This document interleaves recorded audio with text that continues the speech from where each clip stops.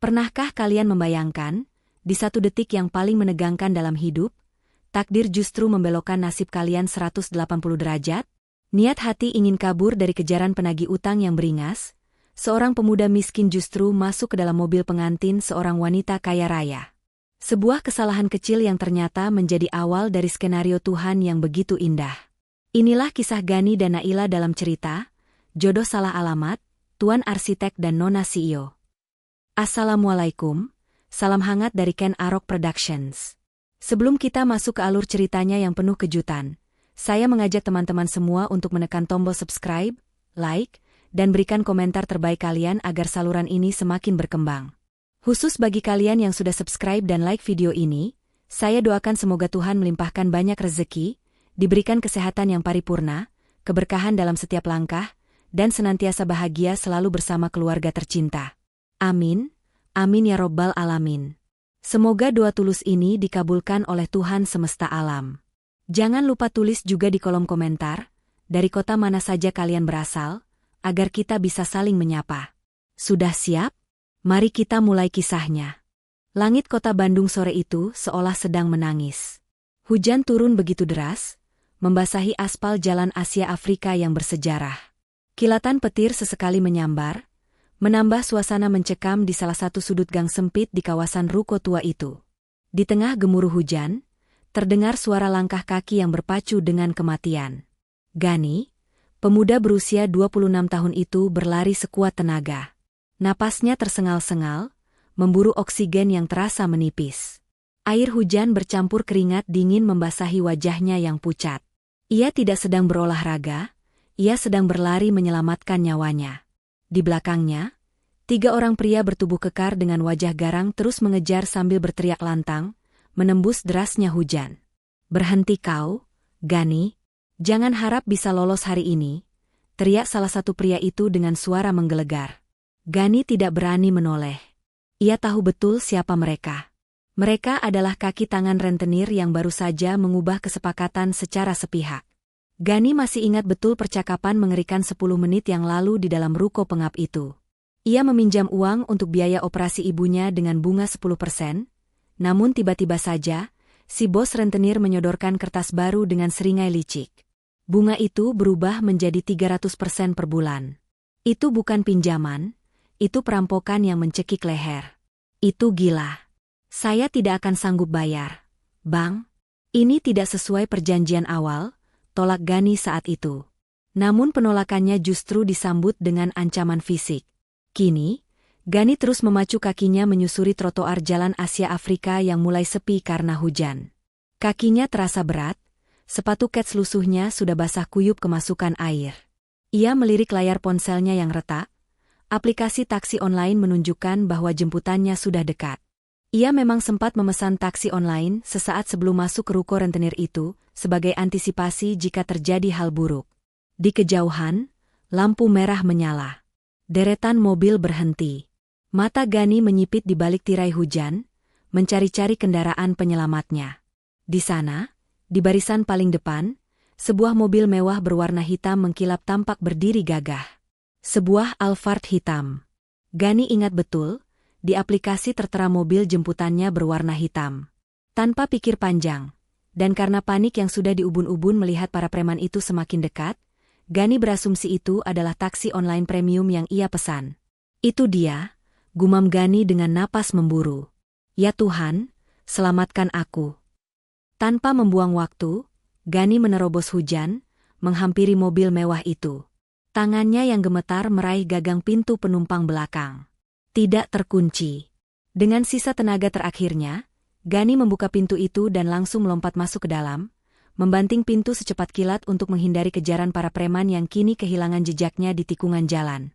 Suasana bising hujan dan teriakan preman seketika senyap, berganti dengan kesunyian kabin mobil yang dingin dan wangi aromaterapi mahal. Gani menyandarkan punggungnya, memejamkan mata sejenak, mengucap syukur karena berhasil lolos. Ia belum menyadari bahwa ia baru saja masuk ke dalam kandang macan yang berbeda. Suasana di dalam mobil mewah itu begitu hening, kontras sekali dengan gemuruh hujan yang menghantam atap kendaraan. Gani masih memejamkan mata, mengatur napasnya yang memburu. Udara dingin dari penyejuk ruangan menerpa kulitnya yang basah kuyup, membuatnya sedikit menggigil. Namun, perlahan Gani menyadari ada yang aneh. Jok mobil yang didudukinya terasa terlalu empuk, dilapisi kulit kualitas terbaik yang aromanya menyeruak mewah. Ini jelas bukan standar taksi online yang biasa ia tumpangi. Saat Gani membuka mata, pandangannya tidak tertuju pada jalanan di depan, melainkan pada sosok wanita yang duduk di sebelahnya. Wanita itu mengenakan gaun kebaya putih yang sangat indah, namun wajahnya basah oleh air mata. Riasan wajahnya sedikit luntur, menyisakan jejak kesedihan yang mendalam. Itu adalah Naila. Wanita itu tidak menjerit kaget melihat orang asing masuk ke mobilnya.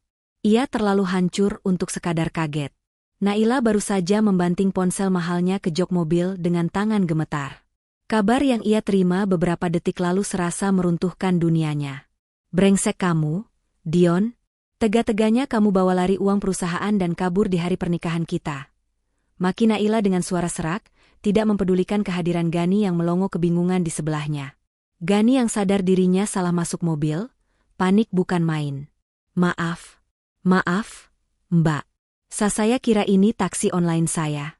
Saya akan keluar," ucap Gani terbata-bata, tangannya hendak meraih tuas pintu. "Kunci pintunya, Pak Asep. Jalan sekarang," perintah Naila tiba-tiba kepada sopirnya. Sopir di depan yang juga tegang langsung menuruti perintah majikannya, mengunci pintu otomatis dan melajukan mobil membelah kemacetan. Gani terperangkap. Naila menutupi wajahnya dengan kedua telapak tangan, menangis sejadi-jadinya. Di kepalanya kini terbayang wajah mendiang ayahnya dan wasiat keramat itu. "Naila, Papa mewariskan perusahaan ini padamu. Tapi syarat mutlaknya, kamu harus sudah menikah sebelum usiamu menginjak 25 tahun. Jika tidak, kepemimpinan dan seluruh aset akan jatuh ke tangan Paman Gunawan. Besok adalah ulang tahun Naila yang ke-25. Artinya, ia harus menikah hari ini juga. Jika Dion kabur, maka tamatlah riwayatnya." Paman Gunawan yang licik pasti sudah bersiap-siap mengusirnya dari kursi CEO. Naila tidak bisa membiarkan kerja keras ayahnya hancur di tangan pamannya yang korup. Naila mengangkat wajahnya, menatap nanar ke arah jendela. Bayangan kehancuran perusahaan menghantuinya. Namun, ekor matanya menangkap sosok Gani yang duduk kaku di pojok kursi, basah kuyup seperti anak kucing yang terbuang. Naila menoleh perlahan, menatap Gani dari ujung rambut hingga ujung kaki.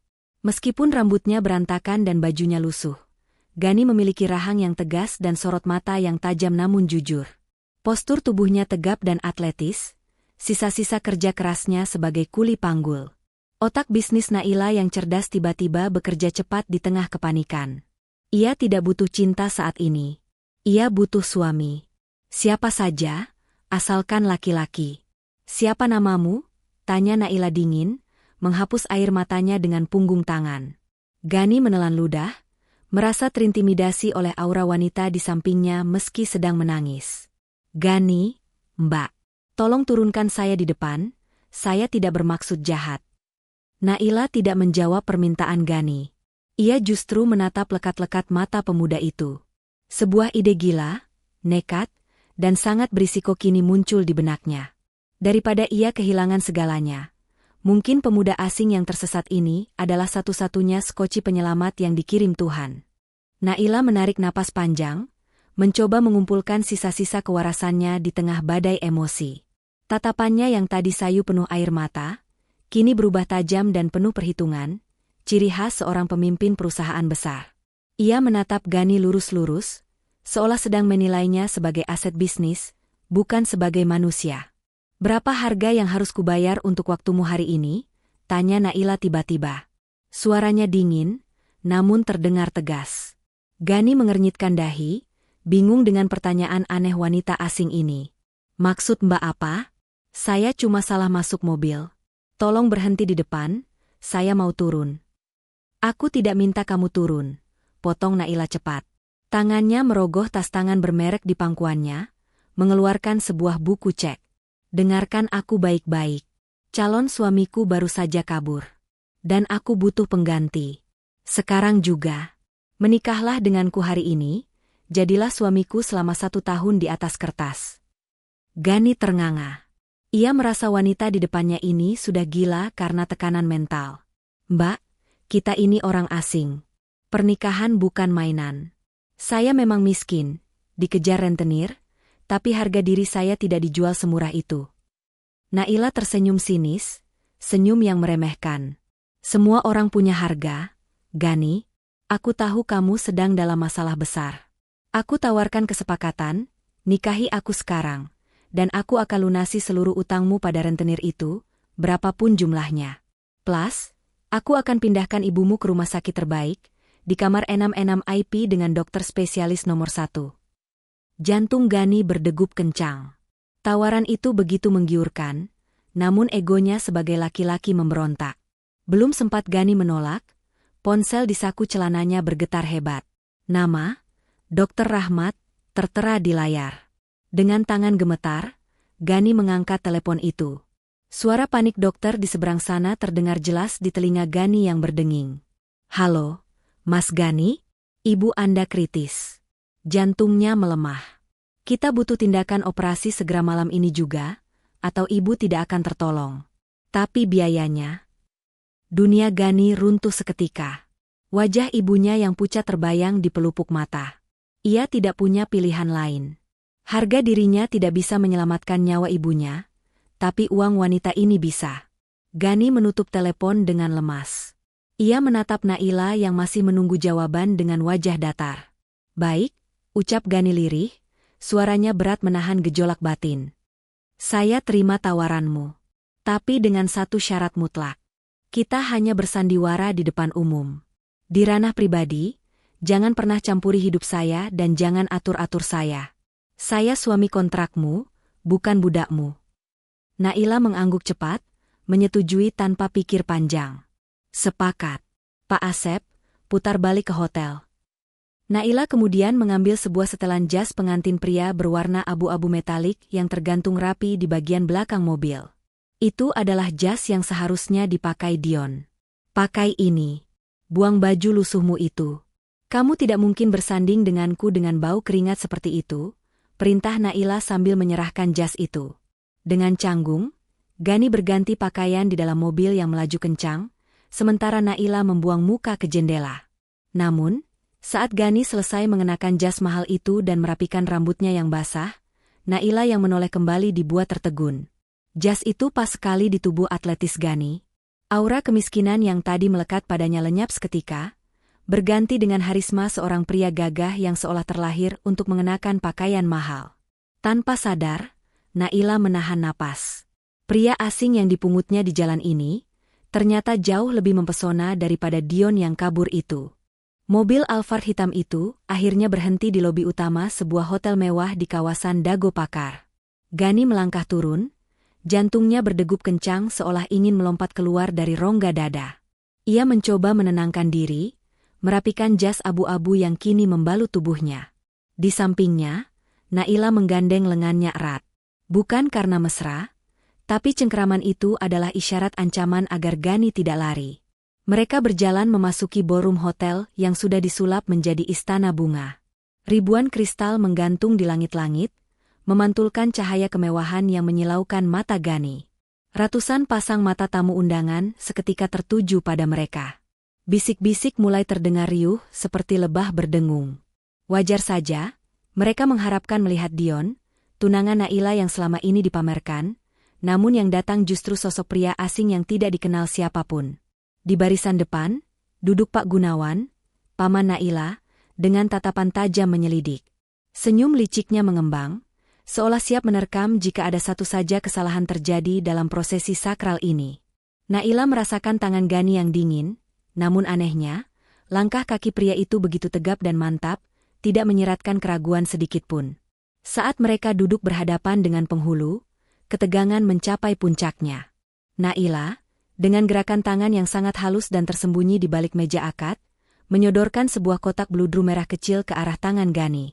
Di dalamnya terdapat cincin berlian berkarat-karat yang harganya mungkin bisa membeli satu kampung halaman Gani. "Pakai ini untuk mas kawin," bisik Naila nyaris tanpa suara, matanya melirik tajam memberi kode. Penghulu menatap Gani, menanti. "Saudara Gani, mana mas kawin yang akan diserahkan?"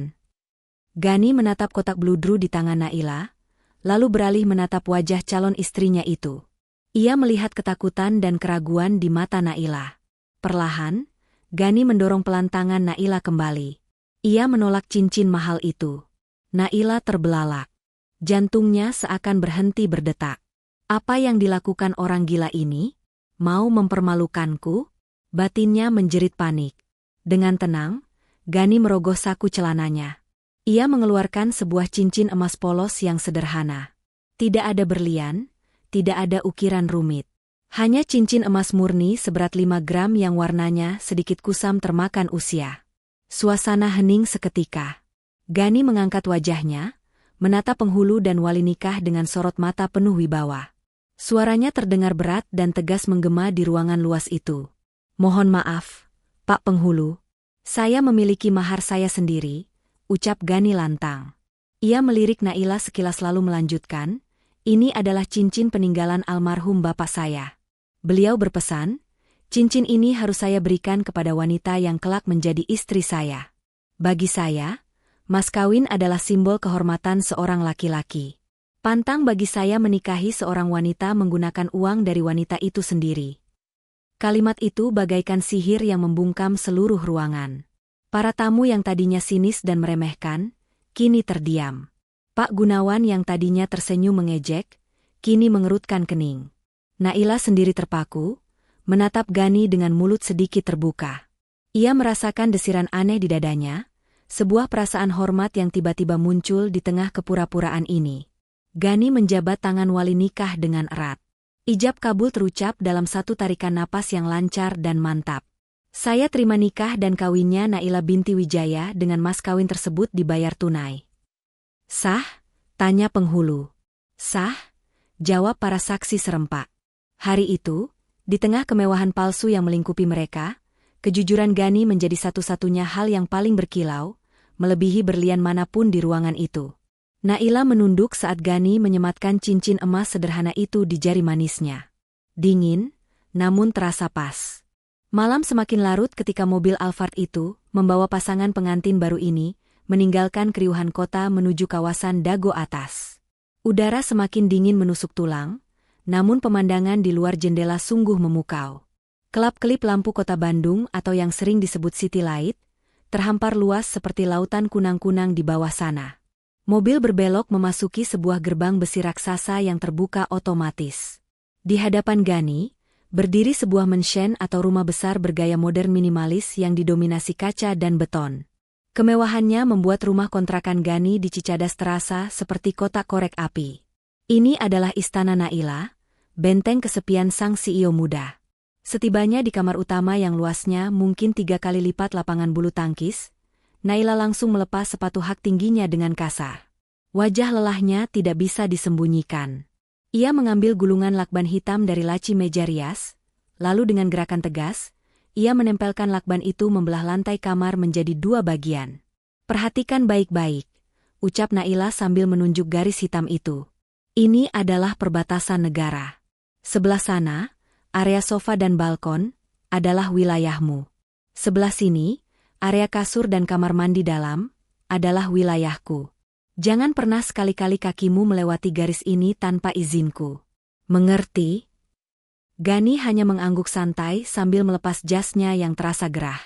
"Siap, Nona Bos. Saya paham posisi saya." Malam itu, Gani tidur meringkuk di sofa yang meski empuk, tetap terasa asing baginya. Keesokan paginya, matahari Dago yang hangat menyelinap masuk lewat celah gorden. Naila terbangun dengan malas. Biasanya, ia akan memanggil asisten rumah tangga untuk membawakan kopi. Namun, pagi ini berbeda. Hidungnya mencium aroma yang sangat menggoda. Bau bawang putih ditumis, terasi bakar, dan telur dadar yang gurih menyeruak masuk ke dalam kamar. Perut Naila langsung berbunyi nyaring. Kruyuk. Dengan mata setengah terpejam dan rambut acak-acakan, Naila berjalan keluar kamar menuruni tangga. Pemandangan di lantai bawah membuatnya terbelalak kaget. Gani, dengan mengenakan kaos oblong putih polos dan celana pendek, sedang sibuk di halaman samping. Tangan kanannya memegang kunci Inggris, sedang memperbaiki keran air taman yang bocor. Keringat tipis mengalir di pelipisnya, terkena sinar matahari pagi membuat sosoknya terlihat sangat maskulin. Halaman yang biasanya penuh daun kering kini bersih sapu, rapi tanpa celah. "Kak, kamu sedang apa?" tanya Naila gagap, kaget melihat suami kontraknya bekerja seperti tukang kebun. Gani menoleh, menyeka keringat dengan lengan baju. "Oh, sudah bangun? Tadi saya lihat keran ini menetes terus.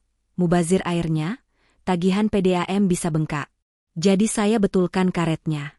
Sekalian saya sapu halaman, hitung-hitung olahraga." Naila terdiam. Seumur hidupnya, ia tidak pernah melihat laki-laki di rumahnya melakukan pekerjaan kasar secekatan itu. Dion saja tidak pernah mau menyentuh sapu lidi. Gani lalu berjalan ke dapur, mengambil sepiring nasi goreng yang masih mengepul panas. Ia meletakkannya di meja makan tepat di depan Naila yang masih bengong. "Makanlah. Itu nasi goreng kampung resep ibu saya. Saya dengar perutmu sudah demo dari tadi," ucap Gani sambil tersenyum tipis, lalu berlalu pergi untuk mandi di kamar mandi tamu. Naila menatap piring itu dengan gengsi selangit. "HMPH, sok tahu," gumamnya. Tapi begitu suapan pertama masuk ke mulut, mata Naila membulat sempurna. Rasanya luar biasa enak. Jauh lebih enak daripada masakan koki hotel bintang 5 manapun. Tanpa sadar, Naila menghabiskan nasi goreng itu lahap sampai butir terakhir, sambil diam-diam melirik pintu kamar mandi tempat Gani menghilang. Mungkin, keputusan menikahi pria ini tidak seburuk yang ia kira. Hari-hari berikutnya, sandiwara mereka naik ke level yang lebih rumit.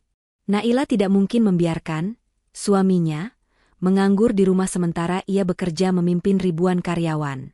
Demi menjaga citra di mata publik dan Paman Gunawan yang terus mengawasi, Gani dibawa masuk ke kantor pusat perusahaan properti milik Naila.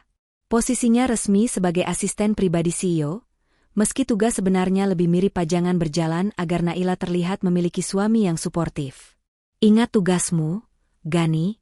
Kamu hanya perlu berdiri di belakangku, bawakan tasku, dan jangan bicara kalau tidak ditanya. Mengerti? Dunia konstruksi itu rumit. Jangan sampai kamu mempermalukanku dengan komentar bodoh," peringat Naila saat mereka melangkah masuk ke ruang rapat besar yang dindingnya dilapisi kaca kedap suara. Di dalam ruangan itu, suasana tegang sudah terasa. Tim arsitek senior sedang mempresentasikan rancangan struktur bangunan untuk sebuah hotel bertingkat 20 di kawasan Ciumbuleuit. Pak Haryo, kepala arsitek yang terkenal arogan dan sering meremehkan Naila karena usianya yang muda, sedang memaparkan gambar teknis di layar proyektor. "Seperti yang Ibu Naila lihat, kami menggunakan struktur beton bertulang dengan layout kolom seperti ini untuk efisiensi biaya. Saya jamin, ini sudah perhitungan paling sempurna," ucap Pak Haryo dengan nada tinggi hati, seolah menantang Naila untuk membantah. Naila mengerutkan kening. Insting bisnisnya mengatakan ada yang janggal, tapi ia tidak memiliki latar belakang teknik sipil yang cukup mendalam untuk mendebat angka-angka rumit itu. Ruangan hening, semua menunggu persetujuan Naila. Saat itulah, Gani yang berdiri di sudut ruangan sambil memegang nampan berisi berkas, menyipitkan matanya menatap layar. Otaknya yang sudah lama tidur, tiba-tiba aktif kembali. Angka-angka di layar itu menari-nari di kepalanya, membentuk simulasi beban yang berbahaya. Gani melangkah maju perlahan, meletakkan gelas air di meja Naila. Saat menunduk, ia berbisik sangat pelan, nyaris tak terdengar orang lain. "Jangan disetujui, Bu. Beban kolom di lantai 5 salah hitung. Kalau ada gempa skala kecil saja, strukturnya akan patah geser. Lihat rasio besinya, terlalu tipis." Naila tersentak. Ia menoleh, menatap Gani dengan tatapan tidak percaya. "Kamu tahu dari mana?" "Jangan sok tahu," balas Naila berbisik tajam. "Saya mantan mahasiswa arsitektur ITB, angkatan 2016. Saya drop out di semester akhir bukan karena bodoh, tapi karena bapak meninggal dan uangnya habis untuk ibu," jawab Gani datar, tatapannya lurus ke depan, serius. Ada keyakinan kuat di mata Gani yang membuat nyali Naila bangkit. Naila langsung menatap Pak Haryo. "Pak Haryo, coba hitung ulang beban di kolom lantai 5. Saya rasa rasio besinya terlalu beresiko untuk daerah rawan gempa seperti Bandung." "Cek sekarang," perintah Naila tegas. Pak Haryo mendengus kesal, merasa digurui. Namun, Setelah ia dan timnya melakukan simulasi ulang di komputer, wajah Pak Haryo berubah pucat pasi. Keringat dingin menetes di dahinya. Ibu benar, ada kesalahan input beban. Maafkan kami, Bu. Kalau ini dibangun, bisa fatal akibatnya. Seluruh ruangan bernapas lega sekaligus kagum pada kejelian Naila. Namun, Naila tahu persis siapa pahlawan sebenarnya. Ia melirik Gani yang sudah kembali berdiri tegak di pojok ruangan dengan wajah polos, seolah tidak terjadi apa-apa. Untuk pertama kalinya, Naila memandang Gani bukan sebagai pemuda miskin yang ia pungut di jalan, melainkan sebagai sebuah berlian berharga yang selama ini tertutup debu kehidupan. Ada rasa kagum yang mulai menyusup di hati sang CEO angkuh itu. Hari Minggu pagi biasanya menjadi waktu sakral bagi Naila untuk memanjakan diri di spa atau salon langganan. Namun, kali ini entah angin apa yang membawanya, Naila justru menyeret Gani pergi ke sebuah supermarket besar di pusat kota. Alasannya klise, ia ingin memastikan kebutuhan rumah tangga terpenuhi dengan standar kualitasnya sendiri, padahal biasanya tugas ini selalu ia serahkan kepada asisten rumah tangga. Mungkin, jauh di lubuk hatinya, ia hanya ingin menghabiskan waktu lebih lama dengan suami barunya, di luar urusan kantor yang penuh tekanan. Mereka berjalan beriringan menyusuri lorong-lorong rak yang penuh barang.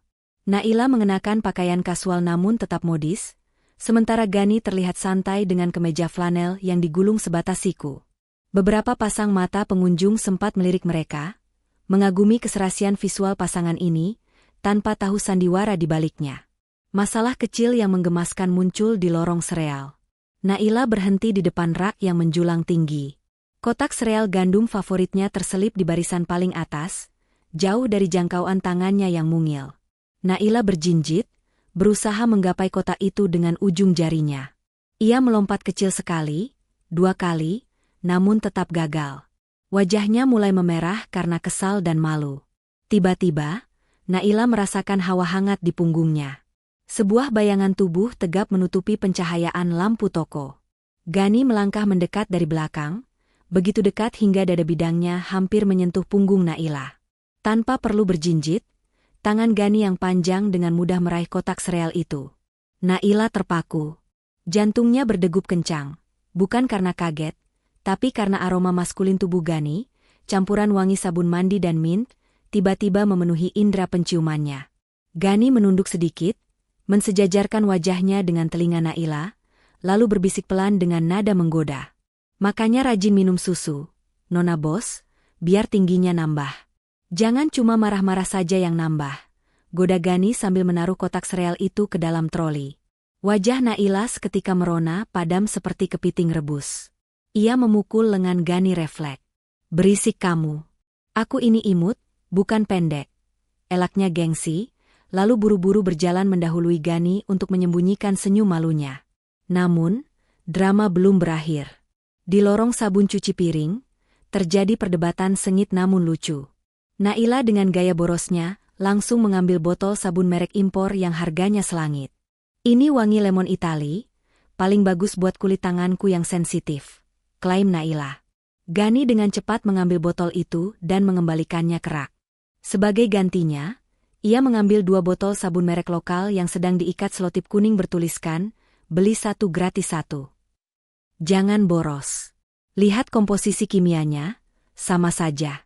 Yang ini lagi promo bundling, beli 1 gratis 1. Harganya seperempat dari yang kamu pegang tadi. Kita bisa hemat 50.000, lumayan buat beli bakso nanti sore. Protes Gani dengan logika emak-emak yang sangat fasih. Naila melongo. Gani, aku ini CEO, masa pakai sabun diskonan? CEO juga manusia, butuh makan. Kalau bisa hemat kenapa harus boros? Uang 50.000 itu susah dicari kalau harus angkat semen dulu. Naila, jawab Gani telak, mengingatkan pada masa lalunya. Naila terdiam. Ia menatap wajah Gani yang serius menghitung harga per mililiter di kemasan sabun. Untuk pertama kalinya, Naila menurut. Ia membiarkan Gani memasukkan sabun promo itu ke troli. Dalam hati, Naila mengakui, ada rasa aman yang aneh saat ada laki-laki yang begitu peduli mengatur hal-hal kecil dalam hidupnya. Sesuatu yang tidak pernah dilakukan Dion yang bisanya hanya menggesek kartu kredit Naila. Keharmonisan sandiwara Gani dan Naila di kantor rupanya membuat gerah satu orang, Paman Gunawan. Laki-laki parubaya yang licik itu tidak percaya begitu saja bahwa Gani adalah suami yang sempurna. Insting jahatnya mengatakan, di balik jas rapi itu, Gani hanyalah orang pinggiran yang tidak tahu adat istiadat kaum elit. Gunawan yakin, jika ia bisa mempermalukan Gani di depan umum, kredibilitas Naila sebagai CEO juga akan hancur. Kesempatan itu datang 3 hari kemudian. Gunawan mengatur sebuah makan malam bisnis yang sangat penting dengan investor besar asal Jepang, Tuan Takada. Ia sengaja memilih restoran Jepang paling mewah di Bandung yang terkenal dengan aturan tata krama makannya yang super ketat dan rumit. Naila, ajak suamimu. Tuan Takada ingin mengenal sosok pendamping hidupmu, ucap Gunawan dengan senyum penuh arti saat memberikan undangan itu. Naila sebenarnya ingin menolak. Ia takut Gani yang terbiasa makan di warung Tegal akan kaget dan canggung dengan etika makan kelas atas atau tebel mener. Tapi, menolak undangan Gunawan sama saja mengaku kalah. Malam itu, suasana di ruang privat restoran terasa mencekam. Di meja makan rendah beralas tatami, terhidang aneka makanan laut yang sulit dimakan, seperti udang windu besar yang masih berkulit keras dan kepiting utuh. Gunawan sengaja memesan menu ini. Dalam hati ia tertawa jahat. Habislah kau, Gani. Kau pasti akan makan berantakan seperti orang hutan, mencipratkan saus kemana-mana, dan membuat Tuan Takada jijik. Naila melirik Gani dengan cemas. Ia sudah bersiap memberi kode agar Gani tidak usah menyentuh makanannya. Namun, apa yang terjadi selanjutnya justru membuat rahang Gunawan nyaris jatuh ke lantai. Dengan tenang dan elegan, Gani meraih pisau dan garpu khusus seafood. Gerakan tangannya begitu luas dan terlatih, seolah pisau itu adalah perpanjangan dari jari-jarinya. Tidak ada bunyi denting piring yang kasar, tidak ada gerakan ragu. Gani ternyata pernah bekerja part-time sebagai pelayan di restoran hotel bintang 5 saat masih kuliah dulu. Ia sudah hafal di luar kepala bagaimana cara menaklukkan makanan-makanan sulit ini. Dengan cekatan, Gani mengupas kulit udang itu dengan bersih tanpa menyentuhnya langsung dengan tangan. Daging udang yang putih bersih itu kemudian ia letakkan dengan lembut di piring Naila. Gani menoleh pada Naila, tersenyum hangat, senyum yang kali ini terasa sangat tulus. Makanlah, sayang. Kamu seharian sibuk meeting sampai lupa makan, kan? Ini protein bagus buat kamu, ucapnya lembut. Wajah Naila memerah padam, kali ini bukan akting. Jantungnya berdesir hebat diperlakukan selayaknya ratu. Tuan Takada yang sejak tadi mengamati, bertepuk tangan pelan sambil mengangguk kagum. Luar biasa. Jarang sekali saya melihat anak muda zaman sekarang yang punya tata krama sebaik ini, dan begitu memuliakan istrinya. Gunawan, keponakanmu beruntung sekali mendapatkan suami seperti dia. Paman Gunawan hanya bisa tersenyum kecut sambil menelan ludah yang terasa pahit. Rencananya untuk mempermalukan Gani justru menjadi panggung bagi Gani untuk bersinar. Malam itu, Gani bukan hanya memenangkan hati klien, tapi juga selangkah lebih dekat memenangkan hati istrinya sendiri. Malam minggu di kota Bandung selalu menawarkan romantisme tersendiri, terutama di kawasan bersejarah Jalan Braga. Lampu-lampu jalan bergaya Eropa klasik mulai menyala, menerangi deretan bangunan tua yang artistik. Namun, malam itu, nasib sial justru menimpa pasangan suami istri jadi-jadian ini. Mobil mewah yang mereka kendarai mendadak mogok tepat di tengah kemacetan Braga. Mesinnya mati total, membuat Pak Asep, sang sopir, garuk-garuk kepala kebingungan. Sambil menunggu mobil derek datang, Gani dan Naila terpaksa turun dan menepi ke trotoar. Udara Bandung malam itu terasa menusuk tulang. Angin kencang berhembus membawa hawa dingin dari pegunungan utara. Naila yang hanya mengenakan gaun terusan selutut tanpa lengan, tampak menggigil. Ia memeluk tubuhnya sendiri, mencoba menghalau dingin. Melihat itu, tanpa diminta, Gani melepas jas mahalnya. Dengan gerakan lembut, ia menyampirkan jas hangat itu ke bahu Naila. Pakai ini. Jangan sampai bos besar masuk angin, nanti saham perusahaan bisa anjlok. Canda Gani sambil merapatkan kerah jas itu di leher Naila.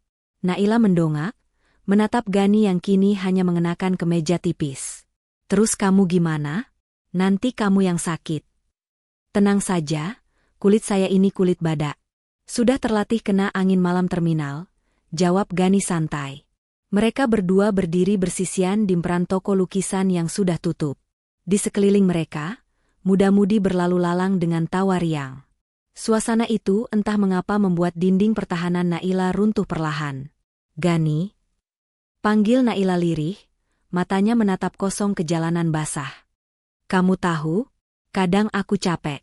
Capek harus selalu terlihat kuat. Capek harus selalu sempurna. Capek pura-pura galak biar nggak diremehkan orang tua bangka kayak Pak Gunawan. Rasanya ingin sekali jadi orang biasa yang bisa jalan-jalan santai tanpa mikirin profit perusahaan."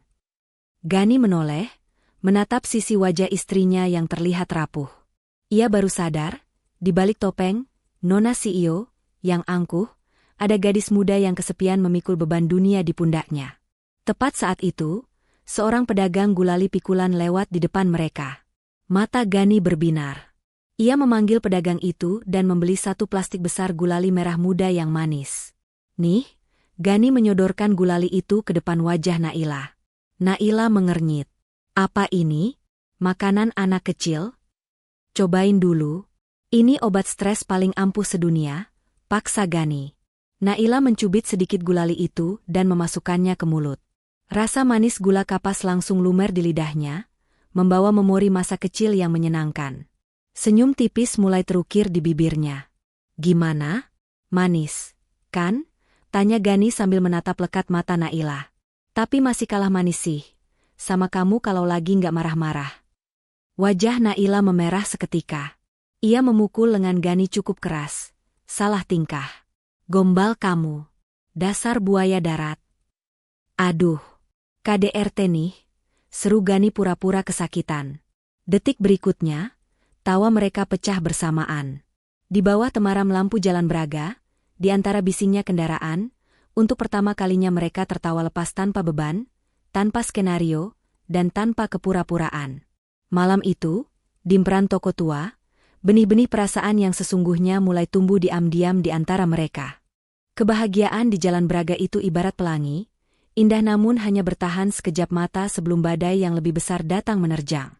Pagi itu, suasana di kantor pusat Naila mendadak tegang. Pintu ruangan CEO terbuka kasar tanpa diketuk. Naila yang sedang memeriksa berkas terlonjak kaget. Di ambang pintu, berdiri sosok yang sangat ia benci sekaligus ia takuti masa lalunya. Dion. Mantan tunangan yang kabur membawa uang itu kini kembali. Namun, ia tidak datang dengan wajah memelas memohon ampun, melainkan dengan senyum seringai yang penuh kemenangan. Penampilannya rapi, seolah ia tidak pernah menjadi buronan. "Halo, sayang. Merindukanku?" sapa Dion dengan nada yang membuat bulu kuduk Naila meremang. Naila berdiri, wajahnya merah pada menahan amarah. "Berani-beraninya kamu menampakkan diri di sini setelah mencuri uangku. Satpam. Usir dia." "Eits, tunggu dulu," potong Dion santai sambil mengangkat tangannya. "Jangan buru-buru panggil satpam, atau kamu akan menyesal seumur hidup." Dion berjalan mendekat ke meja kerja Naila, lalu melemparkan sebuah amplop coklat tebal ke atas meja. "Lihat dulu isinya. Ini kado pernikahanku untuk suami barumu yang hebat itu." Dengan tangan gemetar, Naila membuka amplop itu. Matanya terbelalak lebar saat melihat foto-foto yang berhamburan keluar. Itu bukan foto sembarangan. Itu adalah foto-foto Gani seminggu yang lalu. Foto Gani yang sedang memanggul karung beras ratusan kilo di pasar becek, foto Gani yang makan nasi bungkus di pinggir got dengan baju penuh keringat dan debu, serta foto Gani yang sedang dikejar-kejar preman rentenir. "Luar biasa, bukan?" ejek Dion sambil duduk di kursi tamu, menyilangkan kakinya dengan angkuh. "Saya sudah menyewa detektif swasta terbaik untuk mengorek tong sampah masa lalu suamimu." Ternyata, suami CEO perusahaan properti ternama ini hanyalah seorang kuli panggul pasar yang terlilit utang rentenir. Naila terdiam, lidahnya keluh. Rahasia terbesar Gani kini telanjang di depan matanya. Dion condong ke depan, tatapannya mengintimidasi. "Bayangkan, Naila. Bayangkan kalau foto-foto ini sampai ke tangan wartawan. Besok pagi, seluruh koran dan televisi akan memuat headline besar, 'Skandal memalukan. CEO cantik menikahi kuli pasar demi harta warisan. Saham perusahaanmu akan anjlok ke titik nol dalam hitungan jam. Investor akan kabur, dan pamanmu Pak Gunawan pasti akan senang sekali mendengar ini." Naila meremas foto-foto itu hingga lecek. Ancaman Dion benar-benar mematikan. Reputasi perusahaan yang dibangun almarhum ayahnya dengan darah dan air mata, kini berada di ujung tanduk. "Apa mau kamu?" desis Naila dengan suara bergetar menahan tangis. "Sederhana," jawab Dion sambil tersenyum licik. "Ceraikan gembel itu sekarang juga. Lalu menikahlah denganku secara resmi. Kembalikan posisiku, dan aku akan bakar semua foto negatif ini. Kamu punya waktu 24 jam, Naila. Pilih Gani dan hancur, atau pilih aku dan selamat." Dion bangkit dan berjalan keluar ruangan, meninggalkan Naila yang terduduk lemas di kursi kebesarannya. Dunianya kembali runtuh, dan kali ini, ia merasa tidak ada jalan keluar. Ancaman Dion hanyalah permulaan. Serangan yang sesungguhnya terjadi tepat 24 jam kemudian, di dalam ruang rapat direksi yang dingin dan mencekam. Hari itu adalah hari penentuan pemenang tender proyek raksasa senilai triliunan rupiah. Namun, kabar buruk menghantam seperti petir di siang bolong. Perusahaan pesaing baru saja mengumumkan desain proyek mereka, dan desain itu persis 100% dengan desain rahasia milik perusahaan Naila. Bukan hanya mirip, tapi identik sampai ke titik komanya. Suasana rapat mendadak riuh. Wajah para pemegang saham merah pada menahan amarah. Paman Gunawan berdiri dari kursinya, wajahnya dipasang seolah-olah ia adalah orang yang paling terpukul, padahal hatinya bersorak kegirangan. Ia melemparkan tumpukan berkas ke tengah meja. "Kita telah dikhianati," seru Gunawan lantang, telunjuknya langsung mengarah lurus ke wajah Gani yang duduk diam di belakang Naila. "Dan pengkhianatnya ada di ruangan ini. Dia adalah suami kebanggaan ibu CEO kita sendiri." Naila terperanjat. "Paman, jaga bicara paman. Gani tidak mungkin melakukan itu." "Oh ya?" Gunawan menyeringai licik. Ia menyalakan layar proyektor. Terpampanglah sebuah bukti transaksi perbankan digital. Sebuah transfer dana sebesar 5 miliar rupiah masuk rekening atas nama Gani, dikirim langsung oleh perusahaan pesaing yang mencuri desain itu. "Lihat ini," bentak Gunawan. "Rekening ini atas namanya. Tanggal transaksinya tepat sehari sebelum data kita bocor. Apa bukti ini masih kurang? Naila? Suamimu yang kuli pasar itu menjual rahasia perusahaan demi uang. Pantas saja dia mau menikahimu, ternyata dia mata-mata." Naila menatap layar itu dengan tubuh gemetar hebat. Ia menoleh ke arah Gani, matanya berkaca-kaca meminta penjelasan. "Gani, ini tidak benar, kan?" Gani menatap bukti itu dengan tenang. Otaknya berputar cepat. Ia tahu ini jebakan. Rekening itu palsu, dibuat tanpa sepengetahuannya. Tapi ia juga tahu, di mata hukum dan para pemegang saham yang sedang emosi, bukti ini terlihat sangat nyata. Jika Naila membelanya saat ini, Naila akan dituduh bersekongkol menghancurkan perusahaannya sendiri. Posisi Naila sebagai CEO akan tamat hari ini juga. Gani melihat tangan Naila yang gemetar di bawah meja. Ia melihat ketakutan di mata istrinya. Gani sadar, hanya ada satu cara untuk menyelamatkan Naila. Ia harus menjadi penjahatnya. Gani berdiri perlahan. Ia tidak marah, tidak juga membela diri. Ia menatap Gunawan dengan tatapan tajam yang membuat nyali orang tua itu sedikit ciut. "Cukup," suara Gani terdengar berat namun berwibawa. Ia melepaskan kartu identitas karyawannya dan meletakkannya di meja. Gani beralih menatap Naila lekat-lekat. Ada kepedihan mendalam di matanya, namun bibirnya menyunggingkan senyum tipis yang menenangkan. "Maafkan saya, Bu CEO. Sepertinya keberadaan saya di sini hanya menjadi beban. Agar ibu dan perusahaan ini selamat, biarlah saya yang pergi." "Gani?" Suara Naila tercekat.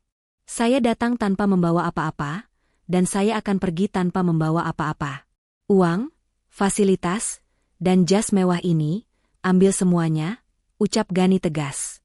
Tanpa ragu, Gani melangkah keluar dari ruang rapat yang hening itu. Ia berjalan tegak, membawa harga dirinya yang tidak bisa dibeli dengan uang 5 miliar sekalipun. Ia memilih hancur, agar wanitanya tetap utuh. Naila hanya bisa menatap punggung tegap itu menjauh dan menghilang di balik pintu, membawa serta separuh jiwanya yang ikut pergi. Kepergian Gani bukan hanya meninggalkan kursi kosong di sudut ruangan kantor, tapi juga meninggalkan lubang besar yang menganga di jantung operasional perusahaan. Sepeninggal suaminya itu, hidup Naila berubah menjadi neraka dunia. Ia baru menyadari satu fakta pahit. Selama ini, Gani bukanlah sekadar pajangan. Malam itu, Naila lembur sendirian di kantornya yang luas namun terasa begitu dingin dan sepi. Ia frustrasi membongkar tumpukan file proyek yang berantakan di meja. Dulu, setiap pagi file-file ini selalu sudah tersusun rapi berdasarkan prioritas, dengan catatan kecil berisi ringkasan masalah di pojok kanan atas. Naila mengira itu kerjaan sekretarisnya, tapi ternyata bukan. Itu adalah tulisan tangan Gani. Ganilah yang setiap malam diam-diam merapikan kekacauan kerja Naila, memperbaiki kesalahan hitung kecil, dan memastikan istrinya bisa bekerja dengan mudah keesokan harinya. Kini, tanpa sentuhan tangan dingin Gani, Naila kewalahan setengah mati. Bodoh. Aku benar-benar bodoh. Rutuk Naila sambil membenamkan wajahnya ke meja. Air matanya menetes membasahi kertas kerja. Ia menangisi kepergian satu-satunya orang yang tulus peduli padanya tanpa memandang hartanya. Namun, air mata tidak bisa menyelamatkan perusahaan. Di luar sana, Paman Gunawan yang merasa sudah menang, mulai bertindak gegabah. Tanpa adanya Gani yang biasa menjadi rem pengaman bagi keputusan teknis, Gunawan memaksakan kehendaknya pada proyek resor mewah di kawasan perbukitan Ciwidey. Ia memecat konsultan lama dan menggantinya dengan arsitek pilihannya yang bisa diatur demi memangkas anggaran. Bencana itu pun datang lebih cepat dari perkiraan. Pintu ruangan Naila didobrak masuk oleh manajer lapangan dengan wajah pucat pasi. Napasnya tersengal-sengal seperti orang yang baru melihat hantu. Bu Naila, gawat darurat, Bu, teriak manajer itu panik. Naila mengangkat kepalanya yang berat. Ada apa lagi? Jangan teriak-teriak. Proyek Ciwidey, Bu, struktur tanahnya bergerak. Dinding penahan tanah yang baru dibangun jebol total, karena tidak kuat menahan beban lereng. 2 villa contoh yang sudah jadi, retak parah dan nyaris ambruk. Lapor manajer itu dengan suara bergetar. Naila langsung lemas, tulang-tulangnya seasa dilolosi. Proyek Ciwidey adalah pertaruhan terbesar perusahaan tahun ini. Bagaimana bisa? Bukannya Paman Gunawan bilang arsitek barunya sudah menjamin aman? Tanya Naila lirih. Itu dia masalahnya, Bu. Perhitungan mereka salah total. Sekarang klien utama mengamuk. Mereka menuntut ganti rugi material dan imaterial sebesar 2 triliun rupiah, atau mereka akan menyeret kita ke pengadilan pilot besok pagi. 2 triliun. Angka itu berdengung di telinga Naila seperti vonis mati.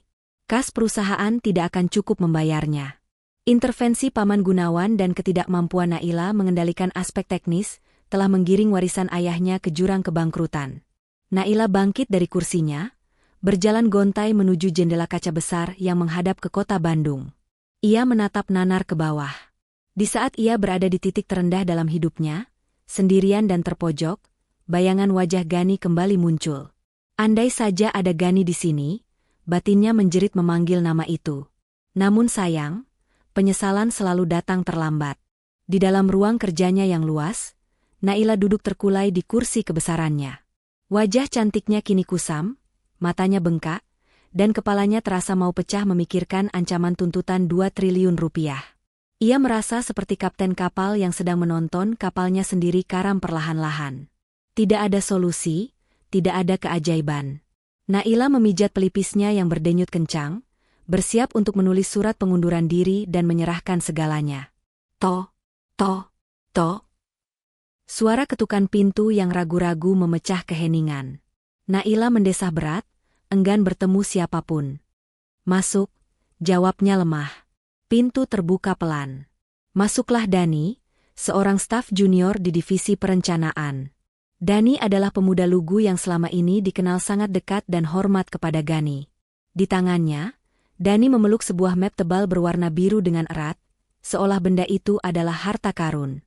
Wajahnya tampak gugup, keringat dingin membasahi dahinya. Maaf, Bu Naila. Maaf kalau saya lancang mengganggu waktu Ibu, ucap Dani dengan suara gemetar, takut dimarahi karena masuk tanpa janji temu. Ada apa, Dani? Kalau mau minta tanda tangan lembur, taruh saja di meja sekretaris. Jawab Naila dingin tanpa menoleh. Dani memberanikan diri melangkah maju. Bukan, Bu. Ini. Saya membawa sesuatu yang mungkin bisa menjadi jalan keluar untuk masalah longsor di Ciwidey. Naila mengangkat kepalanya, menatap Dani dengan tatapan sangsi. Arsitek senior sekelas Pak Haryo saja menyerah, apalagi staf junior seperti Dani. Namun, melihat kesungguhan di mata pemuda itu, Naila memberi isyarat agar Dani meletakkan map itu di meja.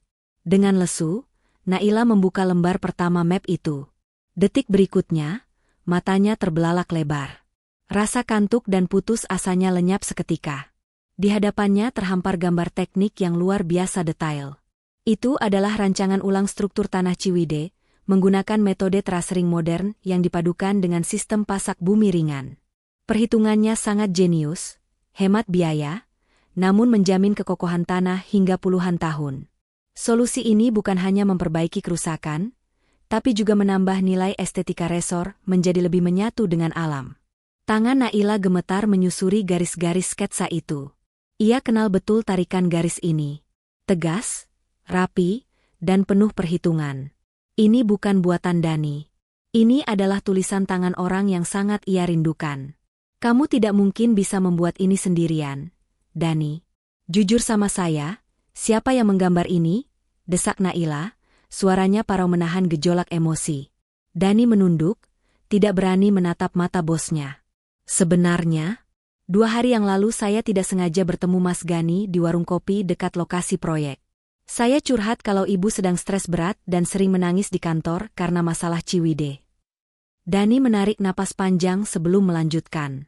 Mendengar itu, Mas Gani langsung minta data kontur tanah terbaru. Bu. Dia meminjam laptop saya. Dia begadang 2 hari 2 malam tanpa tidur di warung kopi itu, hanya makan mie instan, demi menyelesaikan perhitungan ini. Tadi pagi dia menitipkan ini ke saya. Pesannya cuma satu, jangan bilang ini dari saya, yang penting Naila dan perusahaannya selamat dari tuntutan hukum. Pertahanan Naila runtuh seketika. Air matanya tumpah ruah membasahi sketsa itu. Di saat ia membuang Gani dan tidak mempercayainya, laki-laki itu justru diam-diam bekerja keras di belakang layar, berjuang mati-matian menyelamatkannya tanpa mengharap pujian sedikitpun. Naila memeluk berkas itu erat-erat di dada, seolah ia sedang memeluk raga suaminya yang hilang. Rasa bersalah yang teramat sangat kini menghujam jantungnya. Tangis penyesalan Naila tidak berlangsung lama. Ia segera menyeka air matanya dengan kasar. Sketsa di tangannya bukan hanya sebuah solusi teknis, tapi juga sebuah tamparan keras yang menyadarkannya. Gani tidak bersalah. Dan jika Gani tidak bersalah, berarti ada ular berbisa yang sedang bermain di dalam selimut perusahaannya. Naila yang rapuh kini bangkit kembali menjadi singa betina yang siap menerkam. Cukup sudah air mata ini. Sekarang, giliran hukum yang bicara, gumam Naila dengan tatapan dingin yang mematikan. Tanpa membuang waktu, Naila menghubungi tim ahli IT forensik terbaik di Jakarta. Ia memerintahkan audit digital menyeluruh terhadap bukti transfer 5 miliar yang dulu digunakan Paman Gunawan untuk memfitnah Gani. Uang tidak pernah bohong, dan jejak digital adalah saksi bisu yang paling jujur. Hanya butuh waktu 3 jam bagi para ahli itu untuk membongkar kebusukan yang tersembunyi. Fakta mengejutkan pun terkuak di layar monitor. Rekening atas nama Gani ternyata dibuat di sebuah cabang bank terpencil di pinggiran kota, menggunakan kartu identitas palsu dan tanda tangan yang dipalsukan dengan sangat amatir. Lebih gila lagi, jejak alamat protokol internet atau IP address pengirim uang tersebut bukan berasal dari perusahaan kompetitor, melainkan terlacak berasal dari jaringan internet pribadi di ruang kerja Pak Gunawan. Brengsek. Jadi selama ini paman sendiri yang menikamku dari belakang. Desis Naila, tangannya mengepal erat hingga buku-bukunya memutih. Sementara itu, di sisi lain kota Bandung, Karma sedang bekerja dengan caranya yang brutal. Di sebuah klub malam eksklusif, Dion sedang berpesta pora merayakan kemenangannya. Ia merasa di atas angin, yakin sebentar lagi Naila akan berlutut padanya. Musik berdentum keras, minuman keras berjejer di meja, dan Dion tertawa lepas dikelilingi wanita-wanita penghibur, menikmati uang hasil perasannya. Namun, pesta itu berakhir tragis. Tiba-tiba lampu klub menyala terang benderang. Musik berhenti mendadak. Pasukan kepolisian dari Satuan Reserse Kriminal merangsek masuk melakukan penggerebekan. Dion yang sedang mabuk berat tidak sempat melarikan diri. Ia tertangkap basah membawa narkoba dan uang tunai dalam jumlah besar yang nomor serinya sudah ditandai polisi sebagai uang hasil kejahatan perbankan dari kasus penipuan lain yang ia lakukan. Saat digelandang ke kantor polisi dengan tangan terborgol, nyali Dion yang tadinya setinggi langit langsung ciut menjadi sebesar biji jagung. Di ruang interogasi yang dingin, tanpa perlu dipukuli, Dion langsung bernyanyi, lantang demi mendapatkan keringanan hukuman. "Bukan saya otaknya, Pak. Sumpah. Ini semua ide Pak Gunawan," teriak Dion histeris di depan penyidik. "Dia yang menyuruh saya menyewa detektif, dia yang memalsukan rekening Gani, dan dia yang menjanjikan saya setengah saham perusahaan Naila kalau berhasil menyingkirkan suaminya. Tangkap dia juga, Pak." Pengakuan Dion direkam jelas. Malam itu juga, surat perintah penangkapan untuk Pak Gunawan diterbitkan. Roda nasib berputar begitu cepat, melindas mereka yang serakah tanpa ampun. Kebenaran mungkin bisa disembunyikan sesaat, namun ia tidak akan pernah bisa dibungkam selamanya. Pagi itu, matahari terbit dengan gagah, seolah ikut merestui hari pembalasan yang sudah lama dinanti. Di ruang sidang rapat umum pemegang saham luar biasa, Paman Gunawan duduk di kursi paling ujung dengan senyum kemenangan yang menjijikan. Ia sudah menyiapkan pidato pelantikannya sebagai CEO baru, yakin bahwa Naila akan menyerah karena skandal Ciwidey. Namun, senyum itu lenyap seketika saat pintu ruangan terbuka lebar. Bukan Naila yang masuk dengan wajah tertunduk, melainkan sepasukan polisi berseragam lengkap, diikuti oleh Naila yang berjalan tegak dengan tatapan nyalang. Tanpa banyak bicara, polisi langsung membacakan surat penangkapan. Paman Gunawan ternganga, wajahnya pucat pasi seperti mayat hidup. Ia mencoba memberontak, berteriak bahwa ini fitnah. Namun rekaman pengakuan Dion dan bukti forensik digital sudah lebih dari cukup untuk menyeretnya ke balik jeruji besi. Di hadapan seluruh pemegang saham, Naila dengan lantang memecat pamannya sendiri secara tidak hormat atas tuduhan korupsi, penggelapan dana, dan sabotase perusahaan. Detik itu juga, Gunawan diseret keluar ruangan, diiringi tatapan hina dari rekan-rekan bisnisnya. Sementara Dion, mantan tunangan yang tamak itu, kini harus meringkuk di sel tahanan yang dingin, meratapi nasibnya yang akan membusuk di penjara dengan pasal berlapis. Setelah membersihkan sampah di perusahaannya, Naila tidak membuang waktu sedetik pun. Hatinya kini memanggil satu nama. Dengan mengendarai mobilnya sendiri secara ugal-ugalan, Naila membelah kemacetan Bandung menuju sebuah proyek pembangunan ruko di pinggiran kota. Informasi dari Dani mengatakan Gani bekerja di sana sebagai buruh harian lepas. Sesampainya di lokasi yang penuh debu dan bising suara mesin molen, Naila berlari. Ia tidak peduli sepatu hak tingginya kotor terkena lumpur, ia tidak peduli gaun mahalnya terkena debu semen. Matanya liar mencari sosok itu. Dan di sana, di lantai 2 bangunan setengah jadi, ia melihatnya. Gani sedang mengikat kawat besi, wajahnya cemong terkena debu, keringat membasahi kaos oblongnya yang tipis. Namun di mata Naila, Gani terlihat lebih berkilau daripada saat memakai jas mahal manapun. "Gani!" teriak Naila sekuat tenaga, mengalahkan suara bising proyek. Gani menoleh, terkejut melihat istrinya berdiri di tengah tumpukan batako dengan napas tersengal. Belum sempat Gani turun, Naila sudah nekat menaiki tangga bambu reot, lalu menghambur memeluk tubuh Gani yang kotor dan bau keringat itu dengan erat. Para kuli bangunan lain bersiul riuh, menggoda adegan drama Korea yang terjadi di depan mata mereka. Sweet. Mantap Bang Gani. Naila tidak peduli. Ia membenamkan wajahnya di dada bidang Gani, menangis sejadi-jadinya, menumpahkan segala rindu dan penyesalan. "Maafkan aku, isak Naila. Maafkan aku yang bodoh dan tidak percaya padamu. Tolong pulanglah, Gani. Rumah di Dago terlalu besar dan sepi tanpa suara sapu lidimu di pagi hari. Aku tidak bisa jadi CEO tanpamu, dan aku tidak bisa hidup tanpamu." Gani tersenyum, senyum tulus yang selalu menjadi penawar luka bagi Naila. Perlahan, tangan kasarnya membalas pelukan sang istri, mengusap punggung Naila dengan lembut. "Dasar cengeng. Sudah dibilangkan, kalau kangen bilang saja, nggak usah sampai nyusul ke kandang debu begini, Nona Bos." Kembalinya Gani ke mansion mewah di Dago, atas menandai babak baru dalam kehidupan rumah tangga mereka. Kali ini, tidak ada lagi rasa canggung atau hawa dingin yang menyelimuti dinding-dinding rumah itu. Gani melangkah masuk bukan sebagai suami bayaran, bukan sebagai pengawal, melainkan sebagai tuan rumah yang sesungguhnya. Malam itu juga, Naila melakukan sebuah ritual simbolis yang sangat menyentuh. Dengan mata berkaca-kaca, ia berlutut di lantai kamar tidur, lalu dengan tangannya sendiri, ia merobek lakban hitam yang selama ini menjadi garis perbatasan antara kasur dan sofa. Suara seret saat lakban itu terlepas, seolah menjadi tanda runtuhnya tembok ego yang selama ini memisahkan hati mereka. Mulai malam ini, tidak ada lagi garis batas, ucap Naila lembut sambil menatap Gani. Tempatmu bukan di sofa, tapi di sampingku. Malam itu, untuk pertama kalinya, mereka tidur di satu ranjang yang sama, berbagi selimut yang sama, bukan karena terpaksa, tapi karena cinta yang sudah tumbuh subur di antara mereka.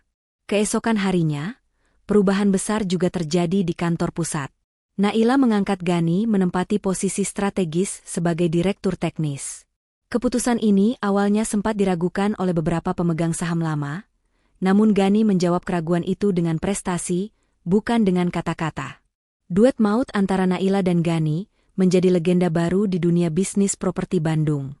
Naila dengan ketajaman insting bisnisnya mengurus lobi-lobi tingkat tinggi dan manajemen keuangan yang ketat. Sementara Gani, dengan otak jeniusnya, menangani segala urusan teknis lapangan, perhitungan struktur, dan desain arsitektur yang inovatif. Proyek Resort Ciwidey yang tadinya mangkrak dan hampir bangkrut, kini justru menjadi primadona baru pariwisata Jawa Barat berkat desain terasering buatan Gani yang viral di media sosial. Di sela-sela kesibukannya yang padat, Gani juga membuktikan tekad bajanya. Ia kembali mendaftar kuliah di alma mater lamanya untuk menyelesaikan gelar sarjananya yang sempat tertunda. Pagi ia menjadi direktur yang disegani, malam ia menjadi mahasiswa yang tekun mengerjakan skripsi. Para karyawan kantor yang dulu memandang sebelah mata, kini berubah 180 derajat. Mereka yang dulu bergosip sinis di belakang punggung, sekarang menunduk hormat setiap kali Gani lewat. Bukan karena takut pada jabatannya, tapi segan pada kompetensi dan kerendahan hatinya. Gani tetaplah Gani yang dulu. Ia masih sering makan di kantin karyawan, menyapa office boy dengan ramah, dan tidak malu menyingsingkan lengan baju untuk membantu tukang di lapangan. Bagi Gani, jabatan hanyalah titipan, namun kehormatan didapat dari cara kita memanusiakan manusia. Dan bagi Naila, melihat suaminya dihormati banyak orang adalah kebanggaan terbesar yang melebihi keuntungan perusahaan manapun. Kebahagiaan Naila dan Gani semakin lengkap dengan hadirnya sosok malaikat tanpa sayap di tengah-tengah mereka. Bu Lastri, ibunda Gani, akhirnya dinyatakan sembuh total setelah menjalani serangkaian operasi dan perawatan intensif di rumah sakit terbaik fasilitas dari Naila. Tanpa ragu sedikitpun, Naila langsung memboyong ibu mertuanya itu untuk tinggal bersama di Menshen Dago. Kehadiran Bu Lastri mengubah atmosfer rumah yang tadinya kaku, dingin, dan sepi menjadi hangat dan penuh kehidupan layaknya sebuah rumah yang sesungguhnya. Hari Minggu pagi itu, dapur luas yang biasanya steril dan jarang tersentuh, kini riuh rendah oleh suara tawa dan denting peralatan masak. Aroma santan yang gurih menguar memenuhi ruangan. Bu Lastri dengan telaten dan sabar sedang menurunkan ilmu rahasia keluarga kepada menantunya, resep sayur lodeh legendaris kesukaan Gani. Naila, sang CEO yang biasa memegang pulpen untuk tanda tangan kontrak bernilai miliaran rupiah, kini tampak kebingungan memegang pisau dapur. Wajahnya serius sekali, dahinya berkerut seolah sedang memecahkan masalah kalkulus yang rumit. Di hadapannya, tergeletak berbagai macam rimpang bumbu dapur. Aduh ibu, ini mana yang jahe mana yang lengkuas? Kok bentuknya sama semua sih? Keriput-keriput coklat begini? Keluh Naila frustrasi sambil membolak-balik 2 potong bumbu di tangannya dengan tatapan bingung. Gani yang sedang duduk santai di meja makan sambil membantu mengupas bawang merah, tidak bisa menahan tawanya. Ia tergelak melihat tingkah istrinya yang menggemaskan itu. Ya ampun, sayang. Masa bedain jahe sama lengkuas saja nggak bisa? Itu lengkuas teksturnya keras kayak kayu. Kalau jahe lebih lunak dan wanginya pedas hangat. Makanya, jangan cuma hafal grafik saham perusahaan dong. Hafal bumbu dapur juga perlu, ledek Gani sambil terkekeh. Wajah Naila memerah padam, campuran antara malu karena ketidaktahuannya dan kesal karena diledek suaminya di depan ibu mertua. Ekor matanya melirik mangkuk berisi tepung terigu sisa adonan bakwan di dekatnya. Ide jahil pun muncul. Dengan gerakan secepat kilat, Naila mencolek tepung itu banyak-banyak. "Oh, ngeledek ya? Rasain ini," seru Naila. Tangan mungilnya mendarat mulus di wajah Gani. Seketika, pipi dan hidung mancung Gani berubah menjadi putih cemong penuh tepung. Gani terperanjat, sementara Naila tertawa puas sambil menjulurkan lidah, lalu buru-buru lari menjauh sebelum suaminya membalas. "Wah, ngajak perang dunia ketiga nih," seru Gani pura-pura marah. Ia bangkit dari kursi, tangannya juga sudah penuh dengan tepung. Terjadilah kejar-kejaran manja di dalam dapur yang luas itu. Naila menjerit-jerit geli sambil berlari mengelilingi meja tengah dapur, berusaha menghindari sergapan suaminya. Namun, langkah kaki Gani yang panjang dengan mudah menyusulnya. Dalam satu gerakan cepat, Gani berhasil menangkap pinggang Naila dari belakang, mengunci tubuh mungil istrinya itu dalam pelukan hangat yang kokoh. "Kena kamu. Hukuman buat istri nakal adalah tidak boleh lepas dari pelukanku sampai sayurnya matang," bisik Gani di telinga Naila, membuat Naila meronta manja sambil tertawa lepas. Di sudut dapur, Bu Lastri yang sedang mengaduk santan hanya bisa geleng-geleng kepala melihat tingkah pola anak dan menantunya yang seperti kucing dan tikus itu. Senyum bahagia merekah di bibir keriputnya. Dulu, ia sempat khawatir menantunya yang kaya raya akan bersikap sombong atau merendahkannya. Tapi ternyata, di balik jabatan tingginya, Naila hanyalah wanita yang manja, penyayang, dan sangat mencintai putranya. Pemandangan dapur pagi itu adalah definisi surga dunia bagi Bu Lastri. Sore itu, langit dago melukiskan gradasi warna jingga dan ungu yang memukau. Di halaman belakang mensyen yang luas, sebuah ayunan kayu jati bergaya klasik berayun pelan, membawa sepasang manusia yang sedang menikmati waktu santai mereka. Gani dan Naila duduk bersisian, menikmati semilir angin pegunungan yang sejuk sambil menyesap teh melati hangat buatan tangan Bu Lastri yang rasanya selalu pas di lidah. Suasana begitu damai, jauh berbeda dengan kepanikan dan ketegangan yang mereka rasakan 1 tahun yang lalu di jalanan Asia Afrika. Naila menyandarkan kepalanya di bahu kokoh suaminya, matanya menerawang menatap langit, seolah memutar kembali pita rekaman memori di kepalanya. "Mas," panggil Naila manja. Panggilan, "Mas," kini terasa begitu alami keluar dari bibirnya, menggantikan panggilan kaku di masa lalu. Sahut Gani lembut sambil memainkan jari-jari tangan Naila yang mungil di pangkuannya. "Kalau diingat-ingat lagi, pertemuan kita itu konyol banget ya." Naila terkekeh pelan, geli sendiri dengan pikirannya. "Waktu kamu tiba-tiba masuk ke mobilku dengan baju basah kuyup, bau apek air hujan, dan napas ngos-ngosan kayak orang dikejar setan, jujur saja. Saat itu rasanya aku ingin sekali menendangmu keluar dari mobil yang sedang jalan. Aku pikir kamu perampok atau orang gila yang nyasar."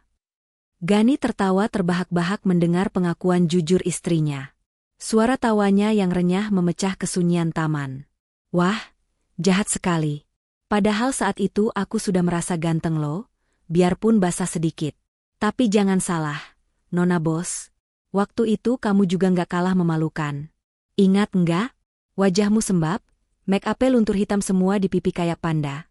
Terus ingusmu meler kemana-mana karena nangis histeris ditinggal Dion." "Ih, Mas Gani MAH, jangan diingetin bagian itu," protes Naila sambil mencubit pinggang Gani cukup keras. Wajahnya merona merah karena malu. "Aku kan lagi patah hati waktu itu. Wajar dong kalau jelek." Iya, ampun, Tuan Putri." Gani menangkap tangan Naila yang mencubitnya, lalu menggenggamnya erat dan membawanya ke bibirnya untuk dicium sekilas. Tawa mereka perlahan mereda, berganti dengan tatapan mata yang dalam dan penuh arti. Gani menatap manik mata istrinya lekat-lekat. Ia menyadari betapa beruntungnya ia. Sebuah kesalahan kecil karena panik dikejar rentenir, ternyata menjadi skenario terbaik yang dituliskan Tuhan untuk hidupnya. "Tapi serius, Nay," ucap Gani lembut, suaranya memberat penuh emosi. "Terima kasih ya. Terima kasih sudah tidak jadi menendangku keluar hari itu. Dan terima kasih, karena mobilmu berhenti di lampu merah yang tepat, di saat yang tepat." Naila tersenyum, matanya berkaca-kaca karena haru. Ia merapatkan pelukannya di lengan Gani. "Aku juga berterima kasih, Mas. Terima kasih sudah salah masuk mobil. Itu adalah kesalahan terindah dalam hidupku." Di bawah langit senja yang mulai menggelap, Gani mendaratkan kecupan hangat dan lama di kening Naila. Angin sore berhembus pelan, Seolah ikut mengamini doa syukur dari sepasang kekasih yang dipertemukan oleh takdir yang jenaka namun indah ini. 2 tahun kemudian, waktu seolah berlari namun meninggalkan jejak kebahagiaan yang mendalam di rumah Dago itu. Matahari pagi bersinar cerah, menerangi teras rumah yang kini dipenuhi mainan anak-anak berwarna-warni. Suasana hening dan kaku yang dulu pernah menyelimuti rumah mewah ini, kini telah berganti sepenuhnya dengan kehangatan sebuah keluarga yang utuh. Di teras yang asri itu, Gani sedang berdiri sambil menimang-nimang seorang bayi laki-laki berusia 6 bulan yang tubuhnya montok dan menggemaskan. Bayi itu tertawa riang, memamerkan gusi tanpa gigi saat Gani menggelitik perut gembulnya. Gani, yang kini semakin matang dan berwibawa dengan gelar sarjana yang akhirnya ia raih, menatap putranya dengan tatapan penuh pemujaan. Naila keluar dari dalam rumah membawa botol susu hangat. Penampilannya kini lebih santai dan keibuan, meski aura kecantikannya tidak memudar sedikitpun. Ia menghampiri kedua lelaki kesayangannya itu, lalu mencium pipi gembul putranya dengan gemas. "Lihat deh, Mas. Hidungnya mancung persis kayak kamu." "Bibit unggul memang tidak pernah bohong," ucap Naila sambil membelai rambut halus putranya. Gani tersenyum, menerima botol susu itu. "Fisiknya memang mirip aku, sayang. Gantengnya turunan bapaknya. Tapi sifatnya? Wah, ini si kopi pas ibunya banget." "Loh? Kok aku?" protes Naila sambil berkacak pinggang main-main. "Iyalah," jawab Gani sambil terkekeh. "Lihat tuh, baru umur segini saja kalau nangis nadanya bosi banget, kayak lagi merintah karyawan di rapat direksi. Kalau telat dikasih susu sedikit, teriaknya kayak mau motong gaji orang satu kantor." Naila tertawa lepas mendengar ledekan suaminya. "Ya wajar dong, kan calon penerus CEO. Harus tegas sejak dini." Di sudut teras, Bu Lastri yang duduk santai di kursi goyang sambil merajut baju hangat mungil, hanya bisa tersenyum haru menyaksikan pemandangan di depannya. Matanya berkaca-kaca karena syukur. Dulu, ia pernah berpikir hidupnya akan berakhir menyedihkan di rumah sakit kumuh, dikejar utang, dan menjadi beban bagi anaknya. Namun kini, ia menghabiskan masa tuanya dikelilingi cinta, kenyamanan, dan cucu yang sehat. Doanya di setiap sujud panjangnya telah dikabulkan Tuhan dengan cara yang tak pernah ia duga. Kisah Gani dan Naila adalah bukti nyata bahwa takdir Tuhan bekerja dengan cara yang misterius namun indah. Siapa sangka, tragedi dikejar rentenir yang menakutkan dan sakit hati ditinggal nikah di hari yang sama, justru menjadi pintu gerbang menuju kebahagiaan sejati. Jodoh memang tidak pernah salah alamat. Meski kadang ia datang dengan cara menerobos masuk ke mobil orang asing di tengah hujan deras. Dari salah masuk mobil, kini mereka telah sampai di tujuan yang sesungguhnya. Sebuah rumah tangga yang sakinah, mawaddah, dan warahmah. Nah, Sobat Ken Arok Productions, itulah akhir kisah perjalanan cinta Gani dan Naila yang penuh lika-liku. Bagaimana menurut kalian? Apakah kalian setuju kalau jodoh itu misteri ilahi yang tak bisa ditebak? Tulis pendapat kalian di kolom komentar ya. Terima kasih sudah setia mendengarkan cerita ini dari awal sampai akhir. Jangan lupa untuk terus dukung channel ini dengan cara like, komen, dan subscribe agar kami semakin semangat menghadirkan kisah-kisah inspiratif lainnya. Saya pamit undur diri. Sampai jumpa di cerita seru berikutnya. Wassalamualaikum warahmatullahi wabarakatuh.